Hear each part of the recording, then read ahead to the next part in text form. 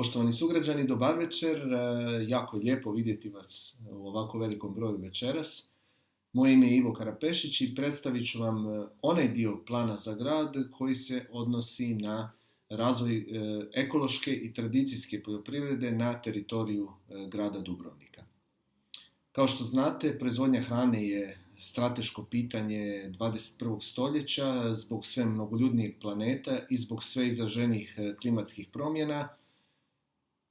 Zajednice koje promišljaju svoju budućnost i pažljivo ju planiraju se pripremaju za ove klimatske promjene i trend u svijetu je proizvodnja hrane na lokalnoj razini, odnosno nastojanje da se što veći dio hrane koju jedna zajednica konzumira proizvede na lokalnoj razini. Za to postoji više razloga. Kao prvo, to je veliki poticaj za lokalnu ekonomiju, zatim ta hrana manje putuje, dakle nema troškova transporta i posljedičnog zagađenja i na tržnice i trpeze dolazi svježa sezonska hrana. Mi imamo preduvjete za kvalitetnu tradicijsku i ekološku poljoprivrednu proizvodnju na teritoriju grada Dubrovnika, međutim nije nikada razvijena sveobuhvatna i cjelovita kvalitetna politika. Zbog toga smo kao lista željeli ovo pitanje uključiti kao jedno od ključnih tema našega programa. Kako bismo ovu politiku razvili, naravno potrebno je napraviti niz predkoraka. Jedan od njih je mapiranje teritorija grada Dubrovnika kako bismo vidjeli koje proizvođače imamo u ovom trenutku i kako bismo vidjeli koji su potencijali za razvijanje proizvodnje u budućnosti.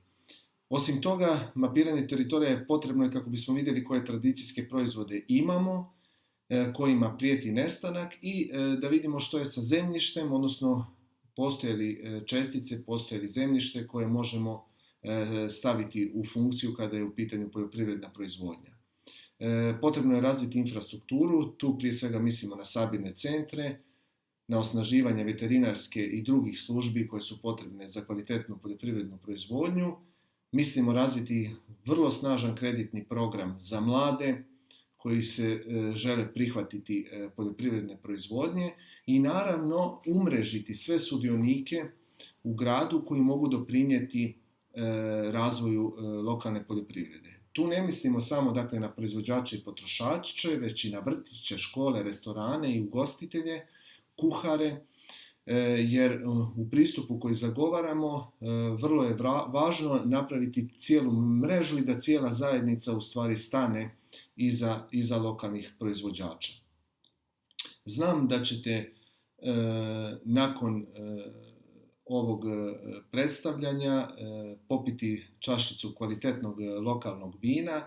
Imajte na umu da su ti proizvodi u stvari mali pokretači lokalnog razvoja i kao gradska uprava mislimo vrlo detaljno razviti niz poticaja i olakšica za one ugostiteljske i turističke objekte koji žele nuditi lokalnu proizvodnju, lokalne proizvode i promovirati ih.